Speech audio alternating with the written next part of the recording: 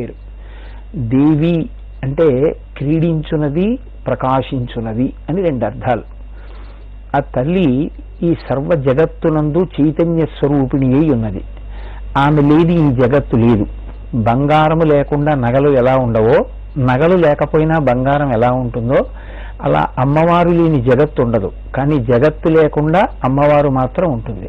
ఆ కారణం చేత ఆవిడ సర్వ జగత్తు యందు అంతర్లీనమైనటువంటి చైతన్య స్వరూపిణి. అటువంటి చైతన్య స్వరూపిణి అయినటువంటి అమ్మవారికి సంబంధించిన విశేషములను వివరించినటువంటి పురాణము కనుక దీనికి దేవీ భాగవతము అని పేరు. ఆ తల్లియే శంకర భగవత్పాదుల సౌందర్య లహరి మాటలలో చెప్పాలి అంటే మహామాయా విశ్వం భ్రమయసి పరబ్రహ్మ మహిషి. మహామాయాస్వరూపిణి అయి ఆ తల్లి ఒక్కొక్క నాడు ఇంద్రియముల యొక్క లౌల్యమునకు గురి అయ్యేటట్టుగా చేసి మళ్ళీ జన్మ పరంపరని